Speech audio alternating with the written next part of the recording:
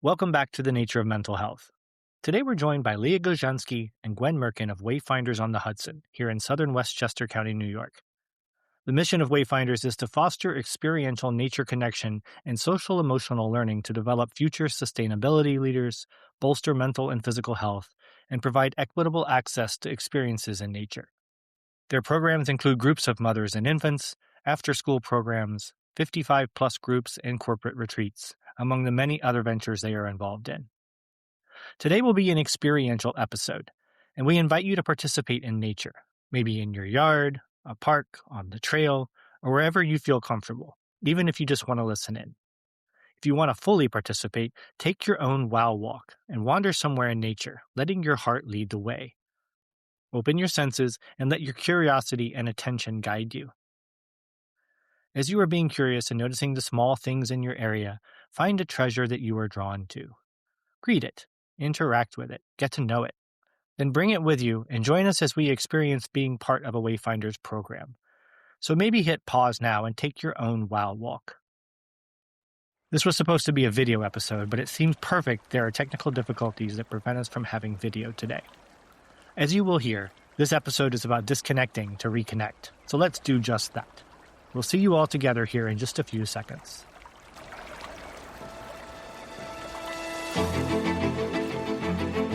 Welcome to the Nature of Mental Health, the podcast where we explore how time outdoors supports emotional well-being, resilience, and healing.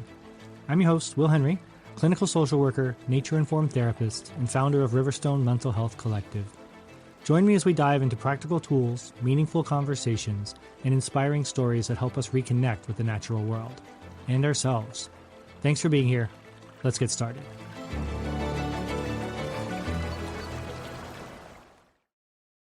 Welcome back to the Nature of Mental Health. I'm so honored to welcome Leah Gozhansky and Gwen Merkin from Wayfinders on the Hudson, located at Lenoir Preserve on the river towns of southern Westchester, New York.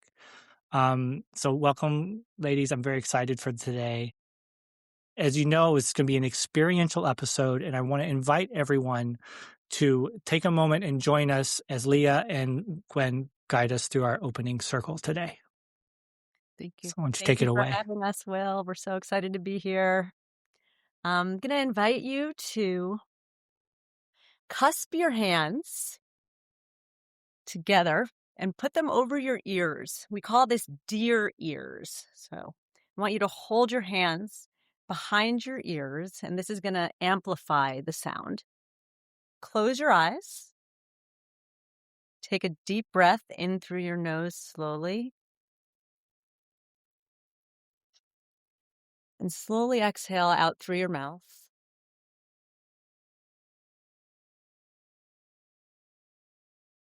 In your next breath, I want you to search for a sound that's really far away from where you're sitting right now. Stretch your ears, stretch your hearing as far as you can find a sound as you take your next breath in through your nose.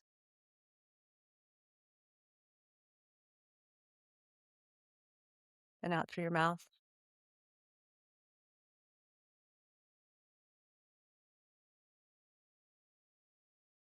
Now let's pull the sound in a little bit closer. Find a sound that's either in the room with you or a little closer if you're outdoors.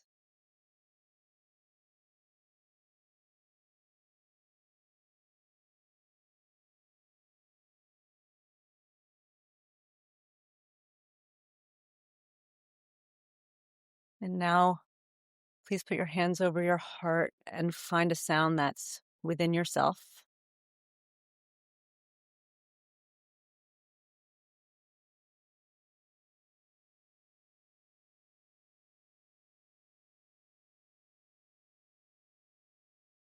Let's take one deep, rejuvenating breath together. And exhale.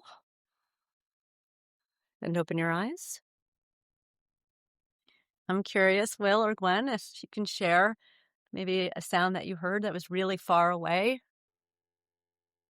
I heard through, I think it was on your end actually, because I've got my headphones in here. I can hear what's going on there too. And I heard this distant bird that would call out once in a great while, and I heard it about 3 times, and that was really, I was very grateful to be present there with you. Yeah.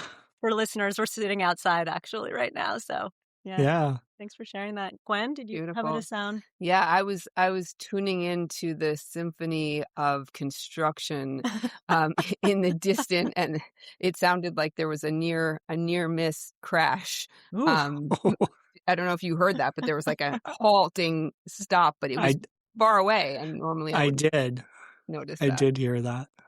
And then how about a sound that was closer to you, maybe in the room that you were in or I didn't have a lot that was closer to me other than I could, because I do have headphones in, I could kind of hear my own heartbeat, Mm. like it was a faint feeling maybe more than but that, Yeah. Yeah. gentle sound. Yeah, same. I felt when you had us place our hands on our heart, it was a feeling listening. Like, I don't know that I could hear the sound, but I could feel it so palpably Accurate. beating. Yeah, Yeah. it was nice. Well, thank you for sharing and thank you for participating. We just gave our brains exactly what our brains need in order to feel comfortable arriving right now. So even though we're in the comfort, maybe, Will, of your office or Gwen, of the home that you live in, we're here doing a podcast together. And the brain scans for danger. It's what the brain does, it's what the brain is built to do. And when you allow your brain to scan, especially in that way of really seeking far, you know, and then back and closer into ourselves, the brain's like, all right, we're cool, we're safe, and we're here, and we can arrive and be together, and not have to feel kind of that. Maybe it's panic or anxiety or just the newness of Mhm. the moment, which we all. It's a very human experience to have all of that. Absolutely. Oh, So thank you for participating. Thank you. thank you. Always a nice way to start. Um, a land acknowledgement is something that many of us have at this time heard about and has been pretty controversial. Some people have varying opinions about it. It's always the way that we like to start, no matter what. Um, Mm. it's an it's an indigenous practice, and it goes back a long time ago. And I'm not really sure what all the controversy is about, because really what it is manners.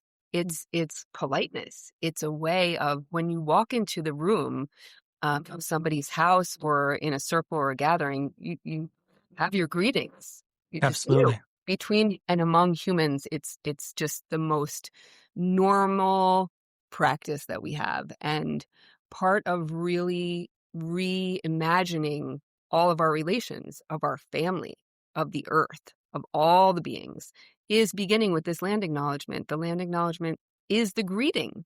It's the hello. So we step outside and we just gaze our eyes around and just say hello. Hello, pine tree.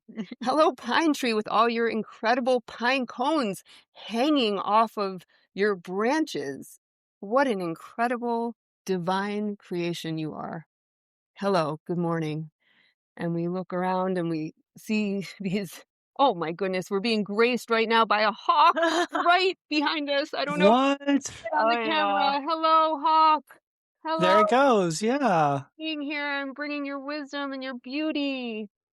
Oh, and Oh, that's wonderful. just what an incredible moment to have together, to share that. Really, when we do stop and acknowledge and say hello and look and feel and see that we are not alone. We are not just the human beings.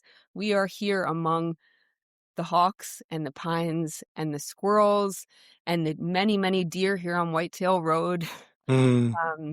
And we say hello and we say thank you. We say thank you for being our relatives, for being our family, for showing up every day for us. And we show up for you and we say thank you. So thank you for Thank you. beginning with us. And then we always love to move into an opening circle where pretty much any group that we are in, um, regardless of the age, we start by saying, "What is Wayfinders?" And then we go, "Connecting with ourselves." And we give ourselves a big hug, each other. And we put our arms around each other. And then And we the earth. And wherever we are, we get onto and crouch down and we touch the earth. And then we introduce ourselves and we say our names and our gratitude. And in this case, for today, we share that we went on a wow walk and the natural treasure that we chose and why we chose it. And the reason why we share our gratitude in every single one of our programs, there's a lot of scientific evidence around having a gratitude practice, sharing gratitude, right? When you say it, you feel it. When you hear it, you feel it. It becomes contagious. So it's almost like taking this little sip of medicine for our souls.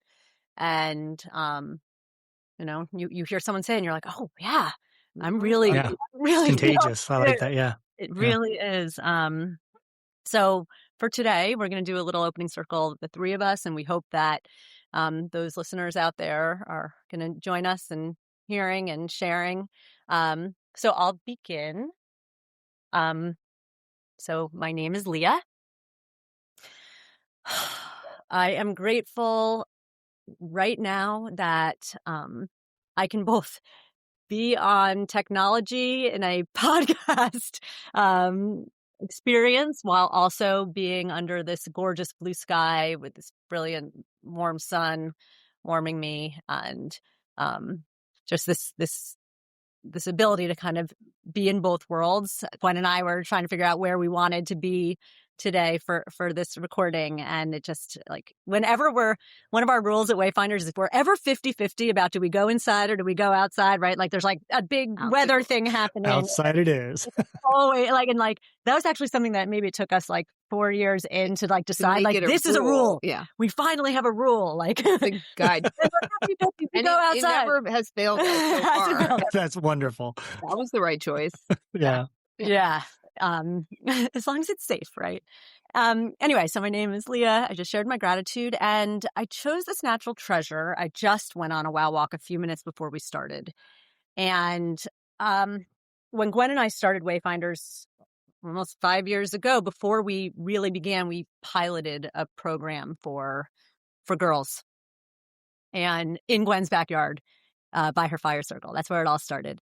And so I went back to the fire circle for my wow walk and I started looking and I found this beautiful oak branch that was clearly from the fall. And here I'm noticing that all of the oak leaves are still like hanging on tight. Yeah. And this little acorn hat is right here, also still sticking onto the stick. And then there are these really cute little, they look like buds almost. And I'm realizing that even though I've looked at oak branches and oak trees and oak leaves, and I just did an oak tree unit at the Shames JCC early childhood program last fall, like I've actually never really noticed these tiny little buds that are coming up. And I'm looking at it with curiosity, right? Like all of the art of questioning questions are coming to my mind of what are these? Is this the beginning of the acorn? Is this the beginning of the leaf? Why hasn't this fallen off? What's happening here? And to be able to look at this with all this curiosity and wonder and not to have all the answers, because you'll hear about me in a moment. Like my background was not actually a naturalist or a nature outdoor educator.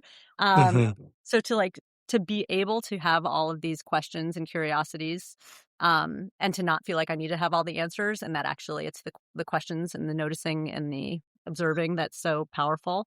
Absolutely.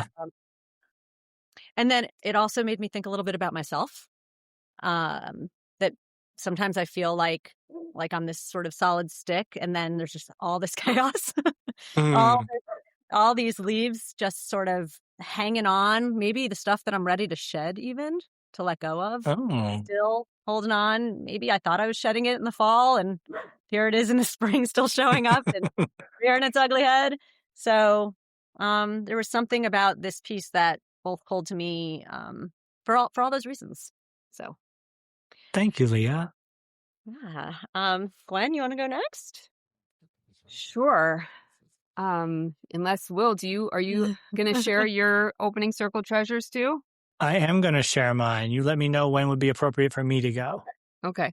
I'll kick it off and then you take it up next. There we go. Um, so my name is Gwen.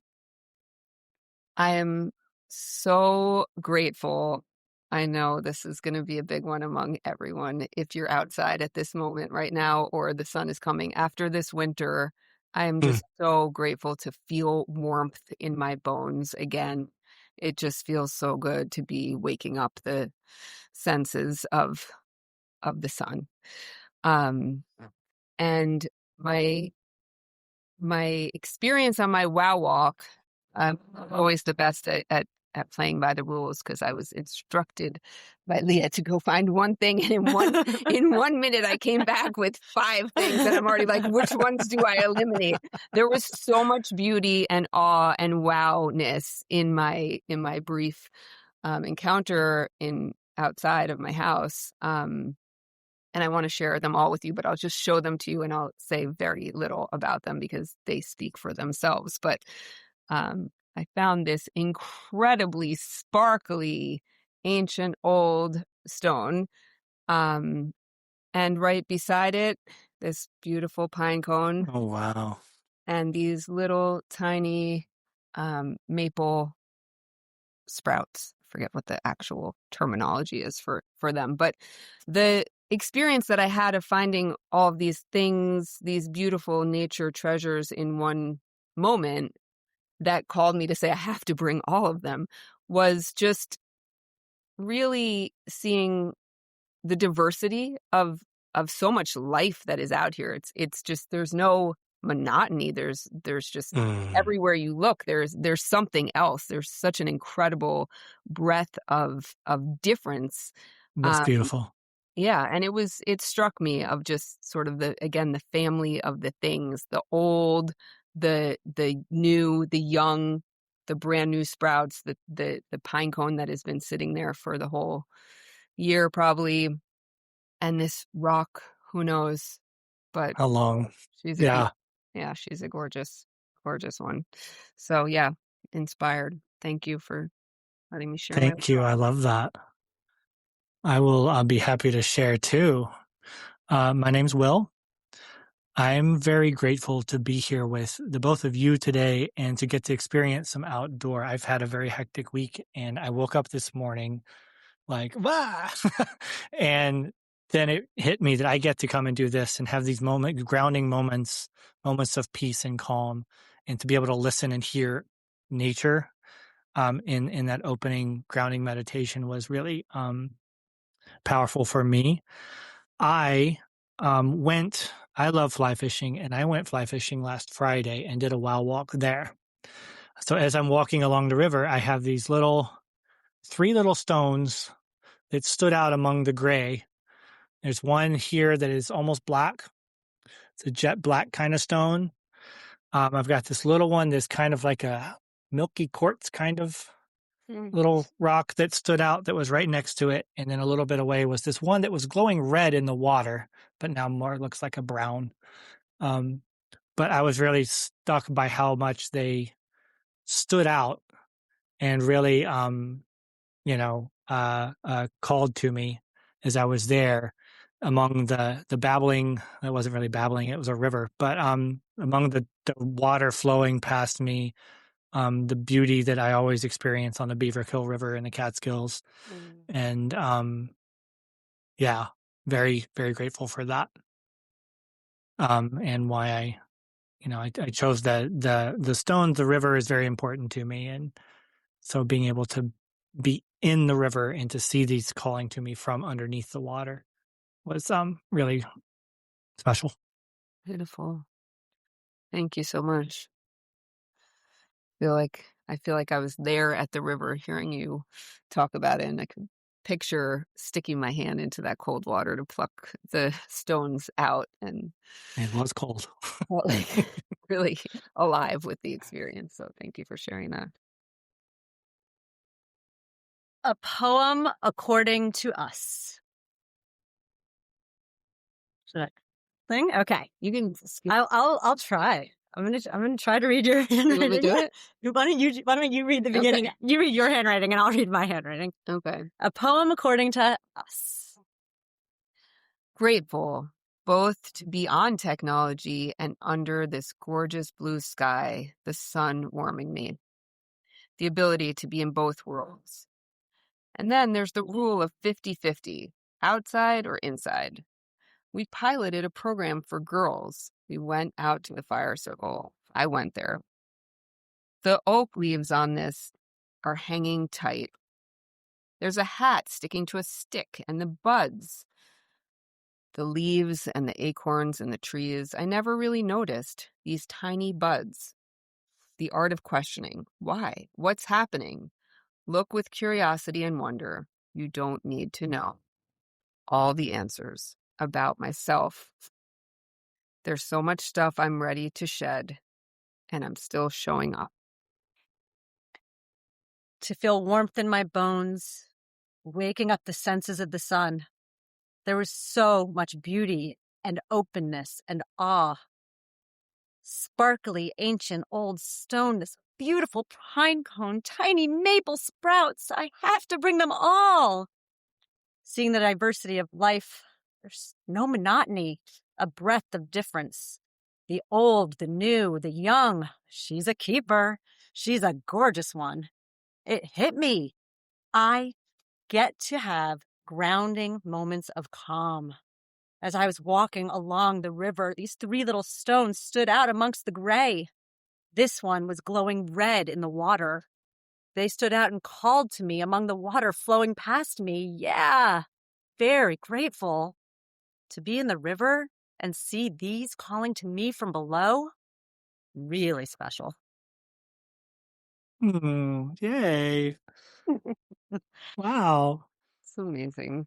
I have to give the certification, Will, that you and I did the Nature Informed Therapy certification props for the poem according to you exercise that we just Love that. That's how they we opened up one of our days in that certification program, and I just loved that, and I cannot believe how beautiful the poems always turn out when we do that activity. That is remarkable, right? Because there's so many little bits, but when you put them all together, it speaks to the profound beauty that's all around us at all times. Yeah. And giving us a little bit of access to that means a lot. I don't know, to me anyway, but a lot of people, I believe. So Yeah. And also just the searching for the natural treasure experience, the wow walk experience of just searching for something that's really pulling at you and calling your name, and both the metaphors that can come to mind about your own life, and also just the noticing of those small, gorgeous treasures that we often walk right over or walk right by. Walk right past. Yep. It really feels like the beginning of the relationship, because it's so easy to just walk past, and it's part of that whole acknowledgement piece of just like, oh, you? Who are you? Like, you're another being, and I haven't made friends with you yet. And just beginning that friendship really is a beautiful thing. The connection. The connection that comes out. Yep. And I love that. It means pausing and smelling and looking and, really, we encourage the kids in our programs. We're like, see if it says anything to you. Just, hello? Anybody there? Oh, let me see. Can I tell it a secret? And it becomes like the kids kind of start reeling in this, oh, I can actually have some traction here with all these other things besides just my bros, my people. Yeah.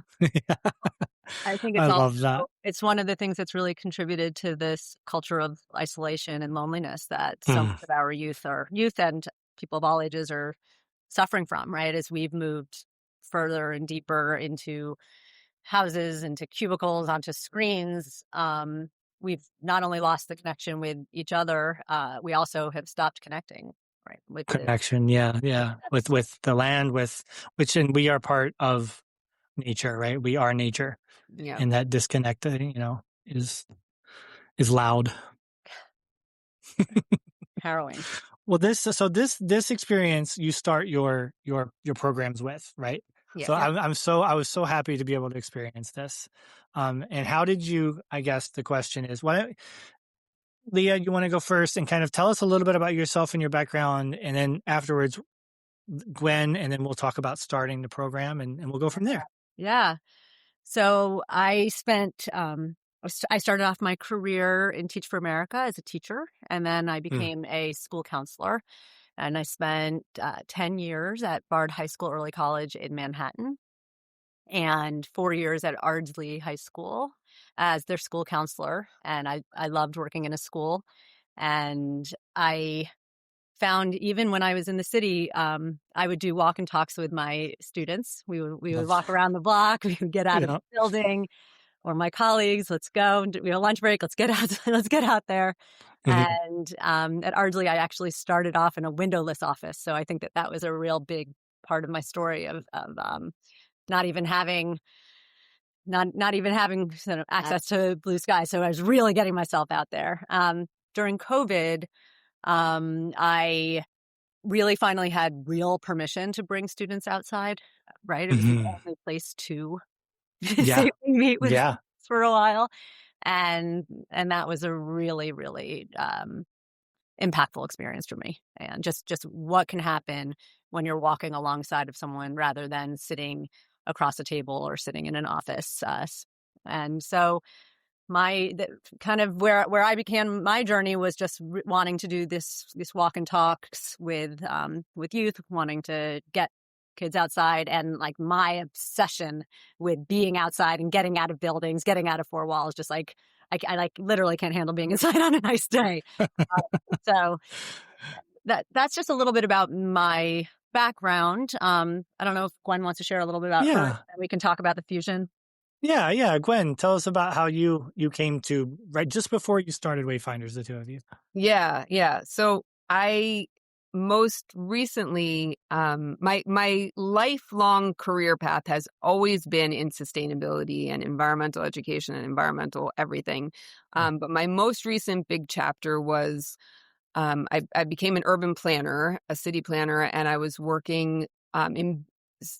It's very hard to believe, given where I am now, but in large corporate environments where I Mm. was working with real estate investment trusts, um, in designing their corporate sustainability plans or their ESG plans, environmental and social governance. And we were talking in trillions of dollars and sitting in big boardrooms, and it just kept hitting me over and over again on the head of just these people don't really want to make the commitments. They would make the, okay, 30% by 2030, water reduction, 25% energy, whatever, all these commitments that they were going to publicly disclose. But it really, really always kept hitting me that it felt that at the heart of the matter was nobody will protect what they don't love. And Oh, in wow. my efforts at trying to really bring the corporate leaders making these big decisions about what's going to happen, mostly in the built environment in the real estate world, to make changes, I wanted them to get outside of the building and see what it would be that they would be protecting.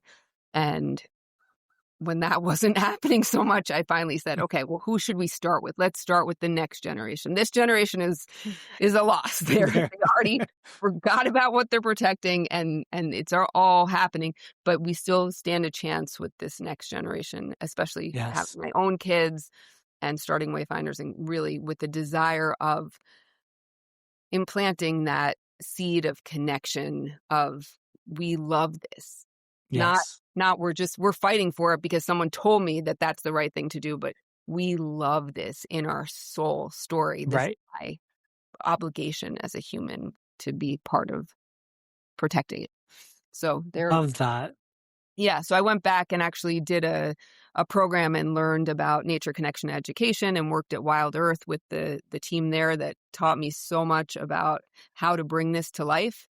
Mhm. And pretty soon in this apprenticeship that we were really living the experiences, I said, this is what I'm looking for. And And how did the luckily, two of you meet? We How met in did a you? previous life.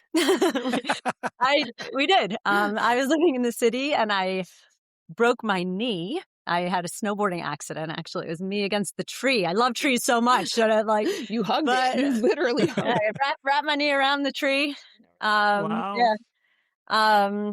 So I actually couldn't put weight on my left leg for 6 months, Oh and boy. during that time that Gwen I also I didn't have a love affair with a tree, but I did also fall down a mountain. And I tore my ACL right at the same time as Leah did. So our mutual friend Yeah. was like, listen, you two are both in some sorry shape right now, hobbling around Brooklyn in your crutches, trying to figure out what's what. You should meet each other. So Yeah, so we that's and it turns out we had the same knee doctor. So Wow. that was kind of among crazy. many other Uh, coincidences that we discovered yes, quickly.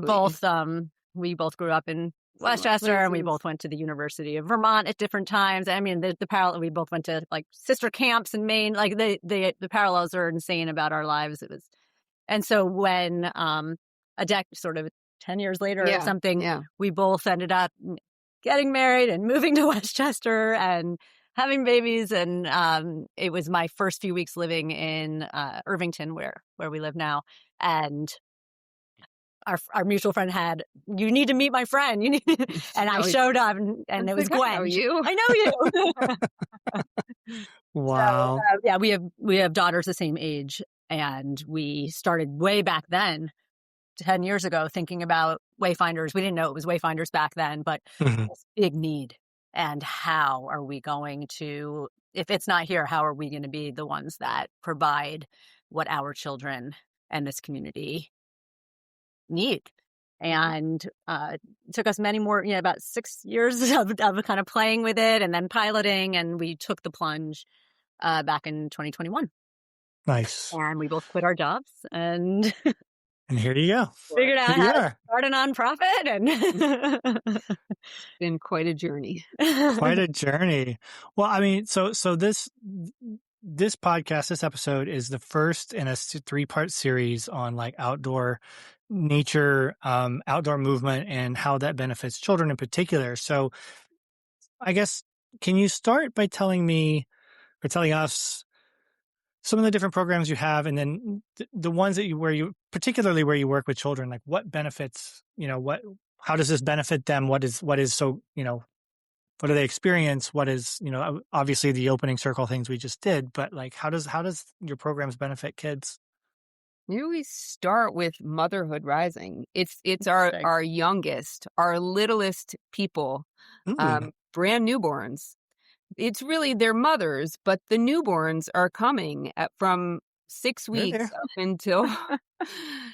until 18 months. The mothers of these babies are coming with their babe in their carrier, and as a little baby, to hold nature in your hands and be oriented to it from your earliest memories I think it's That's a very amazing. powerful experience. Absolutely. And for the mothers to be having this little village that we're trying to create, for them to have support as they're raising their children in a more nature connected way, and to have sort of accountability partners of like, we all have said to each other, this is super important for our children to spend time in nature, and for ourselves to spend time together in community in nature.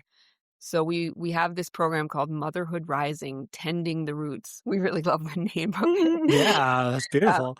It's really sweet. It's a place for women to come together and really experience this togetherness of raising children together. So that's the littlest one. So if we're going to move up through then then we jump until first grade or ECC, really ECC. Yeah. So we're very grateful to some early childhood programs that invited us into their schools to be their nature connection arm of their program.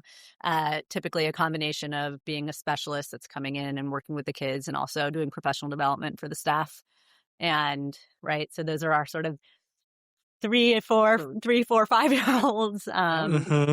And then we move into our base camp program, which is it's our after school program. It's our largest program. It's the one that we really started 4 years ago. And so It's 2 hours after school once a week during the fall season, winter, and spring. So kids sign up for a season, for a session, and we Well, it's it's insurance for the families that the kids are not going to go home and walk inside of the front door and then sit down in front of a screen for those 2 hours. Correct. It is Correct. not everything, but it is a kickoff point for kids to discover that they can do something other than be on their screens. So they come Right. in with a bunch of other huge gaggle of kids, and they're just running. I mean, there is structure to the program, but there's a lot of wild freedom where they actually get to have the kind of experiences that us three and many people probably listening, Mhm. we grew up in. You go outside Right. and you see what happens next. There Well, is no that's one thing I was going to comment on was the importance and like the power that the kids, young people today don't necessarily know it's possible to be able to do those things, and the right experience that you're giving them to be able to reintroduce. say, "Oh, this is something I can do," Yeah. because we're such a technological society now. There's not, 40 years ago, you'd see at dinner, and we'd be Yep. out making our own way, right? Right. And what would also happen 40 years ago is that you'd walk outside and there'd be mixed age group, right? There would be older Yes, kids helping take care of younger kids, and everyone would be out there together. And we've gotten so siloed in this correct. current generation society where it's like you sign up for soccer and you're with the 6th grade girls only, and you have a coach telling you what to do. And that's very so this is not that. So we've got 1st graders through 8th graders. We also have, we call them junior mentors, which are our high school Mm, kids, and they're now all kind of being raised in the program. So the kids who 4 years ago, are now our mini mentors, and they're going to become our junior mentors, and they're helping each other and they're teaching each other, taking care of one another, learning from it's one another, wonderful. role models, and It's um, community. It's how it is. community should Yeah, be. yeah. Yeah. And we did a lot of thinking about, do we keep just one grade, or do we just do middle school, or do we just do girls, or we just do and we just were like, Throw them throw them all together. See what they do. And It really works. we provide provocations. We call it forest play. So we have a small ratio of mentor to student. We usually try to keep about a 1-to-5 ratio. Okay. And we have our mentors are incredible humans that are of all ages. And we ask them to bring their gifts and their passions and hobbies and what they love. And they bring whatever they want to do, and they offer it as an option to do alongside of our participants. And we always have 1 or 2 mentors who are just there just to kind of do whatever the kids really want to do, just to keep them safe and to help frame it. And so there's about an hour of forest play where it's just very invitation based, choice based, and whether we're building shelters or hiking or this season learning Taekwondo in the yes, woods. That's going to be because we have a Taekwondo master joining us Yes. for the first time. We're so excited to just That's so you fun. already Yeah. and anything goes. If you're passionate about it, then the kids will be passionate about it. So if you bring your hula hoop, there will be hula hooping. There you go. And that harkens back to what you were saying at the beginning, Gwen, about diversity and like all the difference that's out there, and how it's all we're part of all of that, and to have all that difference in your groups, I think is beautiful. Yeah, there's a lot. Yeah. And watching the threads from season to season, because many of our participants, including our own children, return year after year. And then they come back Yeah. ready to, we have someone was with us 2 years ago, and he was super into nature theater. Like, we had this whole entire nature theater. We're like, all right, we better learn how to do nature theater. Okay. And I know he's just like, the first thing he's going to do when he comes back is like, all right, I'm ready to do nature theater again. I'm like, okay, let's put on a show. So the emergent curriculum. And we also rely on our extended community and the parent community if they have any gifts. Like, we had one dad who's super into bird watching last season come so come in as a specialist. So we may also have this we're doing we're working with a clay studio this season, right? Somebody's coming in to do like an earth clay ceramics exercise where we're going to make stamps out of clay and do imprints with different nature objects and stuff like that. So every season looks a little different. The group is a little bit different, but there's always an arc. We always end the season with inviting the families to join us for the final session so that the kids can hear And the parents can hear and the kids can share about their experience. Um, and we have a I lot of bet. moments of Go reflection. ahead. Just we start every program with our opening circle. We end every program, as you'll see today, the way we'll end, with a closing circle and a song and Okay. heart glow. So that's kind of our container, and then what happens in between is always a little bit different. This year I for the imagine that I'm sorry, No, go I ahead. imagine you were talking about coming back and like the returning. I mean, I bet that there's a genuine like joy and excitement, right? Because this is so today, right? We were talking, this is unique, to be able to come and do this wild stuff, right? To be in the wild, to be free.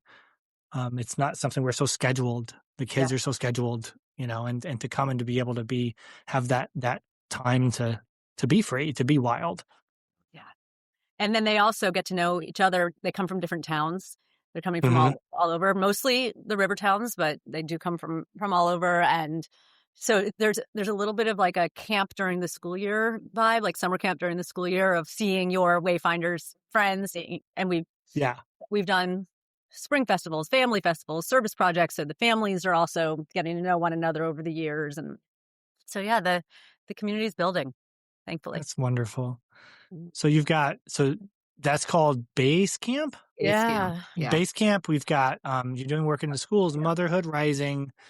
And why is that What one? else? Well, we also we're in different schools. We were just recently at Ardsley High School doing their Ardsley Elementary School doing their wellness day. And we trained 60 parent volunteers to Oh my do a goodness! nature connection experience in the classroom for the students. It was incredible. And we also work with Bard High School, Early College, a few of the campuses, and we do their new student retreat days and their orientation days. And we go out into Crotona Park in the Bronx, and we bring the entire incoming Wow. class out there playing nature connection games and team building games.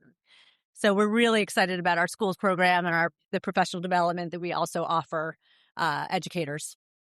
Okay. And, and then we have our Wise Owls program. Yeah, which is Yes. our 55 plus. And we do similar, right? Bringing them out, connecting with themselves, each other, and the earth. So Love it. sharing wisdom, time of life, and Hmm. that's been really special too. Yeah. Building community in nature. It's pretty simple. Building community in nature. Yeah, it's it is so simple, but not sometimes, right? Yeah. To get people out of the mindset that we all so often get stuck in. Yeah, absolutely. Yeah. So tell me a little bit about like some of the basic, I guess, tenets of your program. Well, we start at the very beginning of the season building agreements with each other, which sounds like pretty basic, but it sort of becomes the cornerstone for the way that we build a culture, which is very, very important because all the fun that we want to have is really rooted in the way that we treat each other. And we set the stage very early on, and then we revisit it again and again. Mm. When things happen in our community, we're not afraid to call the group together and talk about really what just happened and troubleshoot what we need to do um, to better connect with each other in that way. So that's one of our cornerstone things. It's from the beginning. We build agreements. We all sign on to it together. We have a little bit of a ritual that makes it feel like it has some stick to it, that you come back Hmm. every week. And these are things that we do and don't do with each other so that everybody feels safe and Yes, and yeah, can really Yeah. play. Yeah. that's really important. Yeah. Yeah, and when you don't have the four walls of a classroom, for example, or seats that everyone in little individual desks or seats that everyone's sitting in, understanding kind of like what are the boundaries and how far can we go, and Hmm. what is risky in a let's push our boundaries kind of way, and what's risky in an unsafe kind of way. Because we want all of our participants to leave going, oh my gosh, I didn't know that I could start a fire. I never knew Yeah. I didn't, the beginning of knife skills, or like I just did something I've never done before, and maybe it scared me a little bit, and I did it. And right, but that's different than I'm going to go out and I'm going to go into the woods and I'm going to take off and I'm not going to let anyone know where I'm going. And Right. So how we keep ourselves safe while also pushing ourselves a little bit to a boundary. Yeah. And that's important because you don't know what really, I'm trying to think of like how I describe like adolescence as a time when you're pushing boundaries to find out where your limits are, right? And you don't want to push unsafely. You want to do that in a safe way. And it sounds like you give opportunity for these kids to be able to, these are my boundaries. These are the boundaries. And I feel safe to explore that within these, parameters that we've agreed on. So there's accountability. There's, all of that. It sounds really important and powerful. Yeah. Absolutely. And there's also this piece, as you were talking about adolescence, of kind of figuring out who am I and who do I want to be. And so we have all sort of this choice-based model, this like everyone's invited to participate in different activities, and that helps them figure out like, okay, what do I actually really love doing? Is it the earth art? Is that what I really want to do with my time? Or do I want to be doing the big body movement games and running wild? Or do I want to be building the shelter and like lifting heavy? Like, and am I just doing it because that's what my friends are doing? Or am I able to go, oh, all my friends are going to that activity. I'm really in the mood just to go do a sing along because, Emily, the mentor, brought a guitar today, right? Like, can I pull myself away from the group, right? In a time of adolescence where oftentimes it's just like, just wanting to be like everybody else. So really, really trying to inspire this idea of what makes me tick and can I be my most authentic self here, even if I feel like I can't be in my school building or on my soccer team. Like, all of me is welcome in this community. And let me try that vulnerability. Try on different ways of being. Yeah. And we, the mentors, we kind of can expose in the same way that I did in our opening circle, where I exposed, the that sometimes I can feel a little bit like this oak, like, a little bit of wild, wanting to shed things about myself that I'm ready to let go of. So I think that as mentors, sharing just enough that they're like, oh, this is a place that I can share a little bit. I can share about myself and not feel judged. Yeah, I think that one of our mentees or one of the participants said, Wayfinders mentors are the only adults that still like play. You're like, it's so weird. It can be weird. We are saying, the weirder we are, the more authentic we are. It just gives permission for the kids to be that too. That's right. Be vulnerable. Modeling that honesty. Yeah. Yeah. We just had our mentor training that we have at the beginning of each season where we come together and just get inspired and share with each other. And we spent a lot of time on this culture piece again, because it really is what makes it all flow. And so we did a whole chapter this time on nonviolent communication training. And a lot of it is like the getting really comfortable and familiar with consent. Like the way that we are in our after school time is not school. Like, no, you can't do it.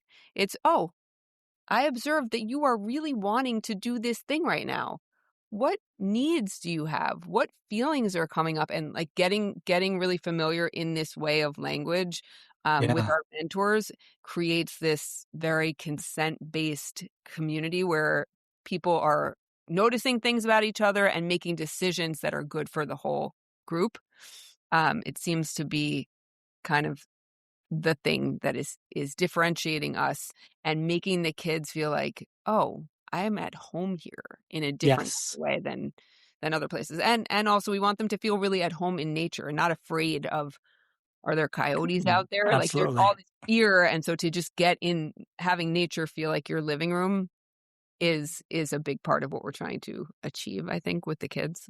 Yeah. One of our mentors came up with the idea of when we're introducing ourselves in our opening circle, actually our program is starting Tuesday, are you more of a bird or a butterfly energy? Like you kind of want to be like flapping around, but maybe not like touch, or are you a puppy energy? Like you like, cool. Let's, like, that's okay with me. So almost just saying it out front. This is the kind of energy that I typically feel comfortable with. I'm or more this of a is where I am today, and this is my weather report, and this is my right, trying to incorporate, yes, the weather report. Yeah. Sunny with a couple clouds. And then we really believe in the invisible teacher, right? Like Okay. especially with kids, like just like that saying and talking. Like we have had to be like, stop! They cannot hear us speak anymore. So just Blah, how blah, much blah, can blah, we blah. That's all they hear. like games, experiences, and then debriefs afterwards, right? Mm. So They get to talk.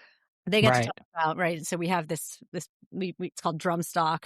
Thank you, Coyote's Guide to the full title of the book is Nature Connection Mentoring Guide. Are you familiar? yeah, it's amazing. It's a wonderful No. book that really gives so much context and so many practical applications of like how do you Yeah.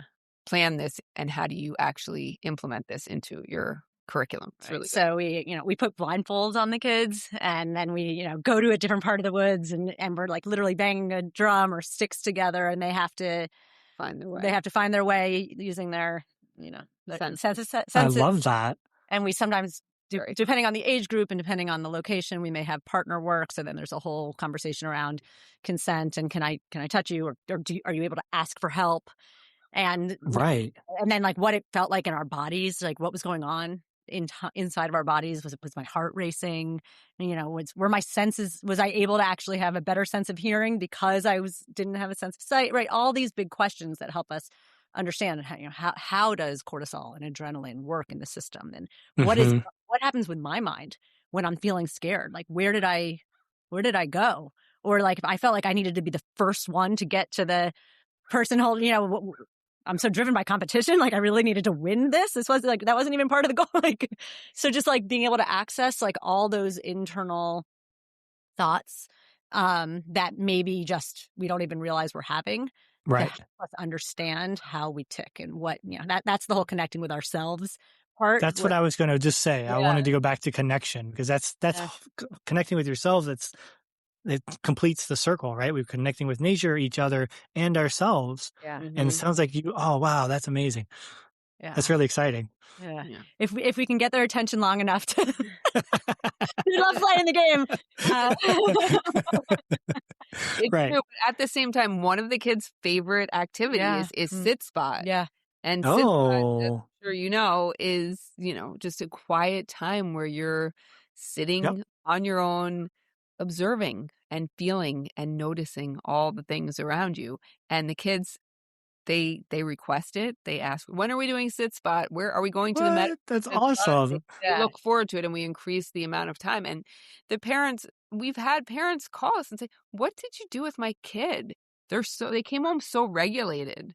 They're like in our family. They're not coming home cooped up and feeling just like they got to get energy out that's been cooped up. They're coming home and feeling at peace. Exactly. Connected, regulated. I like that. Yeah. Best feedback we can get is that. Absolutely. Helping them. One thing that's really surprised me about this work is that regardless of the age or population, like we did not know that we were going to want to be doing lifespan work. We thought we were going to be working with youth. Yeah. We even did a corporate retreat. Literally, it was like exact out around the fire, and we played the same games. And obviously, just like the level of debrief and like what you can learn about yourself and the kind of questions you can ask, those deepen. But like, it does not matter the age; it's everyone. It's universal. Yeah. So universal. That's wonderful for us. We are a screen-free, like we are a disconnect to reconnect. So the kids, the families, the elder, everybody knows that when they arrive, we put the phones in a basket or in their backpack, and that is it. And just like how important we feel that having human spaces, absolutely, technology is not invited, especially in the wave of artificial intelligence that we're in. So I just am really feeling like. And how connected that is to mental health. Disconnect to reconnect. Disconnect to reconnect. And that's so important. Thank you. Is. It really is. This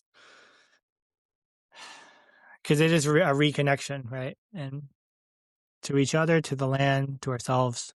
And everything about like current day society is pushing us towards connecting more and more with computers and with AI, and just how much we need to be preserving the human That's and right. human connection. Yeah. Absolutely. Tell me, what are the David Sobel's 7 principles? Tell me about that Yeah. and why they're important. Well, just to kind of back up. So David Sobel did and I actually learned about this in our nature informed therapy program that we did.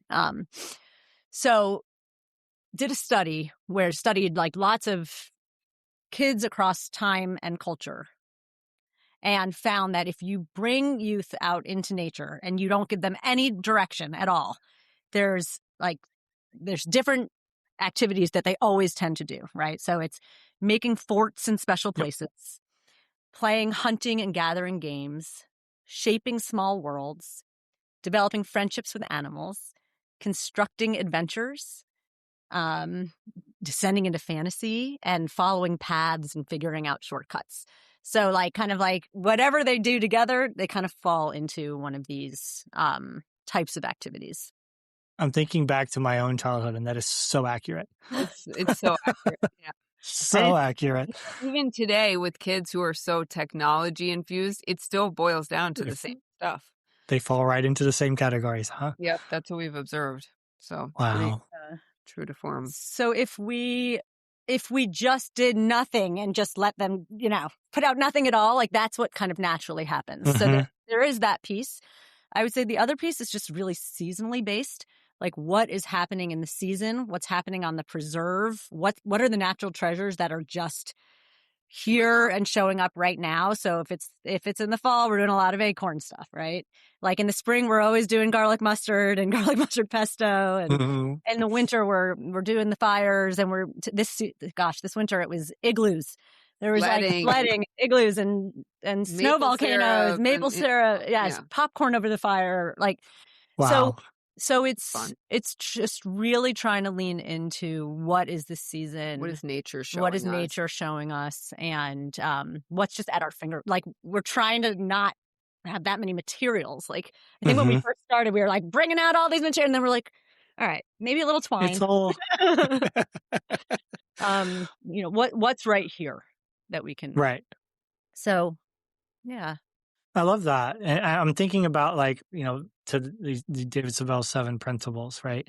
And what that teaches kids, being able to do that innately, right? Because they innately fall into these principles, and they end up doing one of these things. And what that teaches kids, right, is how to connect with each other, how to work out problems and solutions, how to interpersonal conflicts, how to manage all of these things. And it's so important to let them have the space to do that, right? Yeah. I just had this flashback as you were speaking to a session in the fall that it was sort of mud season. And so the kids ended up building a worm hospital, a hospital for worms. And it got so intense. Like there was like an urgent care, there was an ambulance, there was like, and when you look at them, I was just thinking like, okay, a bunch of kids are playing in the mud. And then when I went over there, I was like, can you tell me, show what's going on here?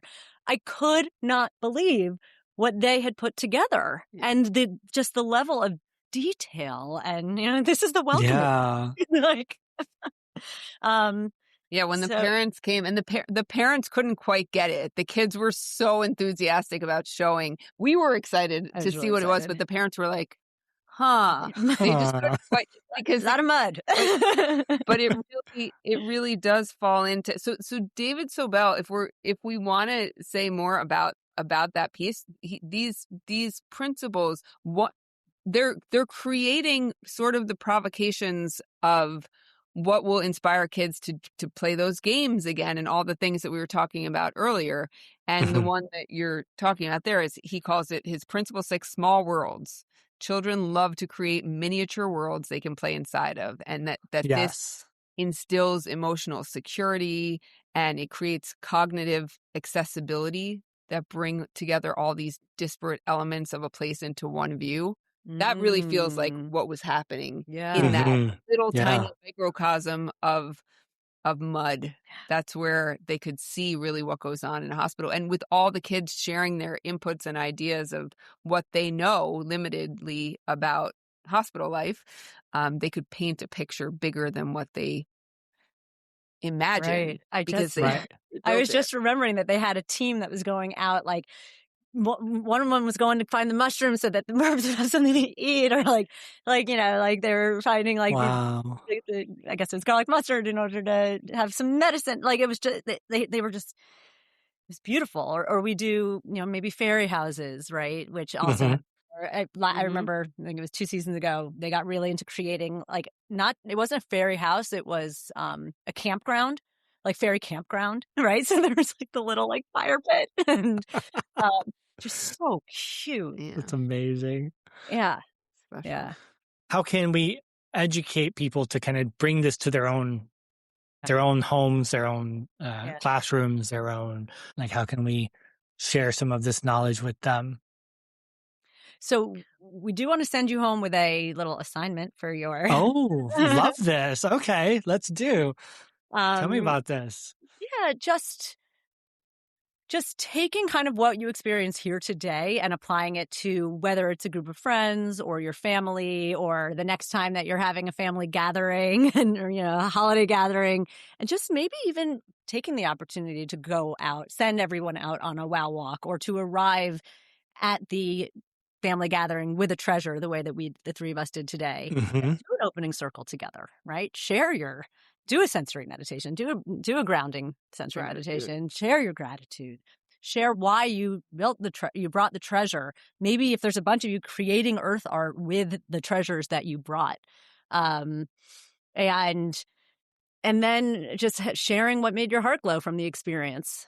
Sometimes we do just one word to describe how we're feeling, or sometimes it's more of a story of the day of kind of what happened.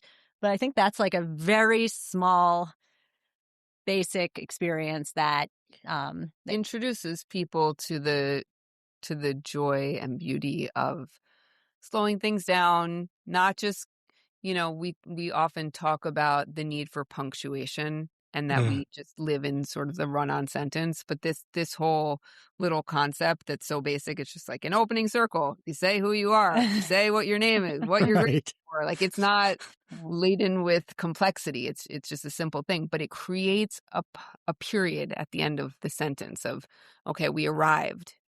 Let's stop and be there together and acknowledge that it's a different moment than the one before it and the one after it. And in Being doing present, right? being Yeah. present, you teach people how to be present again and how to reset and appreciate all the little things around you that So kind of changes important. your mindset about your life. yeah. Yeah. I talk so much about that here in my office, about taking that breath to just pause and separate. I'm not quite as eloquent as that about separating moments. I'm stealing that, Gwen. Sorry. I love that. But the being present is so important because we do. I love it. The run-on sentence. We always trying to get to the next thing, and we never looking down at our feet and saying, "This is where I am. This is what I'm feeling. This is where I'm connected. This is what I'm doing." And that's so important. Yeah. Yeah. And we always play a little bit with the kinds of prompts that we want to offer during opening circle. So it can be, I'm grateful to be part of our family because, right? Or I'm grateful to be Hmm. part of this group of friends because, Hmm. or, so yeah, just it's, I think sometimes there may be a little bit of like rolling eyes that Yeah. can happen of like, oh, we have to do something like that's organized. We can't just all, just hang, but it ends up being beautiful and powerful. And Right.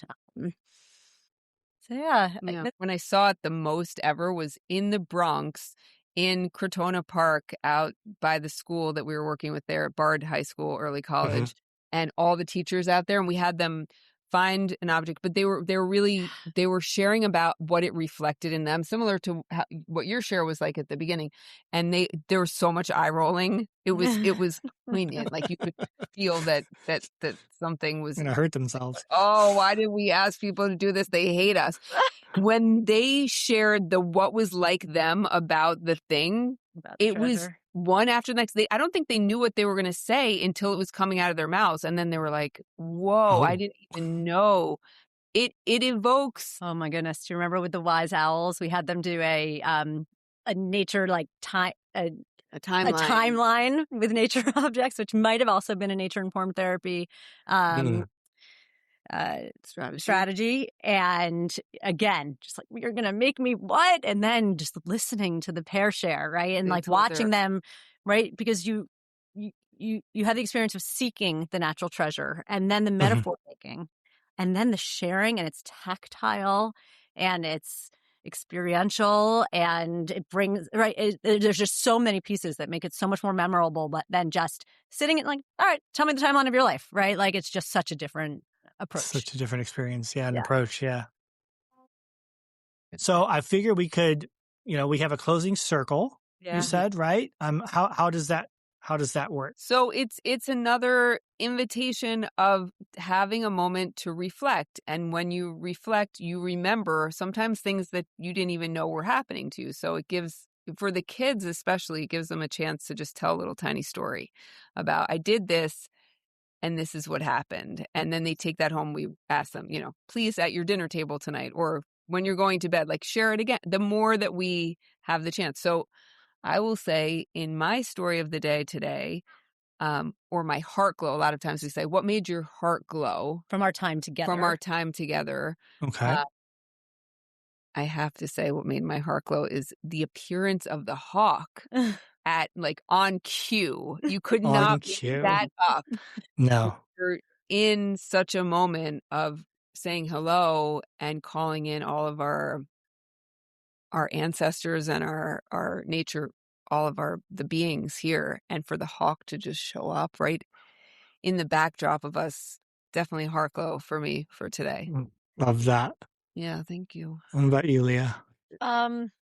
My heart glow is, I think, to you, Will.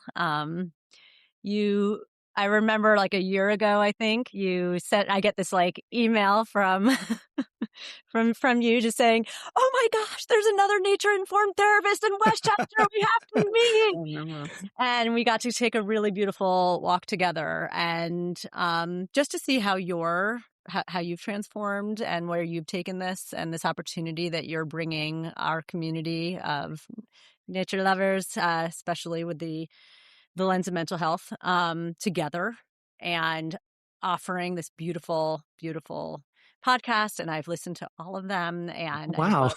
I love, basically spending time with you without spending time with you, but also in preparation for this, getting to connect with you again. So I love it. Thank you.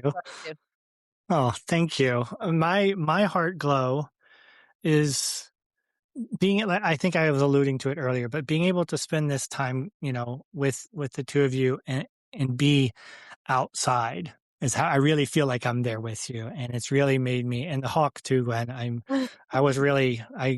was all kinds of glowing with that. It's one of my favorite animals.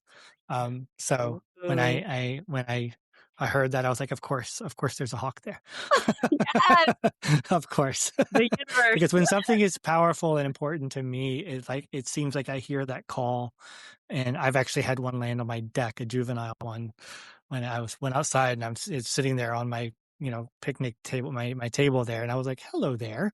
And I was having a day, and it showed up. And so it always seems to show up. So all of this whole experience has been absolutely wonderful. Yeah. So, thank you both. Thank you. Thank you so much. I hear there's a song. Oh. See this? We're gonna all right, we're gonna sing. You don't have to sing. Okay, you can decide if you want to cut it out. You decide what to do with this. Oh, the seasons, like that. Yeah. Okay. One. I mean, when you're working with kids, you got to sing, right? Yeah, you got to sing. Yeah. It turns out when you're working with any age, you have to sing. Right? It's so ancestral. It's like it's always to be in circles singing, especially when there's fire. You just feel ancestral. It's very deep. Love that. So this song feels perfect for the change of the seasons that we are obviously in. Recording this in April, so 1, 2, 3. Oh, the seasons change and the leaves they fall, and I will change myself. I will give my body to the cold. The spring thaw will do me well. Yes, I know. I will grow with the earth between my toes. Oh, thank you so much. That was amazing. Thank you. I love that. You have great voices. Um, People don't nice job. they don't always Thank say you. that at the program. Let's just say that. It's Hey, like, but then they get on board eventually, but and then they they get on board. the I cool thing love is that that. they go home singing and humming the Yeah. tunes because we always sing as our last moment. Yeah. And the Uh-huh. parents go, "What was that song about the roots and the earth and the between my toe?" You know, Pachamama. Yeah. Who? it keeps the flow going once you leave. So it's a really nice way to close the time, and it was really nice to close it with you that Yeah. way. So thanks Thank you. for giving I us. guess the last thing I'll ask you are, so all of the socials and any kind of information to get in touch with you will be in the show notes, but can you tell us real quick, any plugs that you want to program things you want to highlight and how to get in touch with you?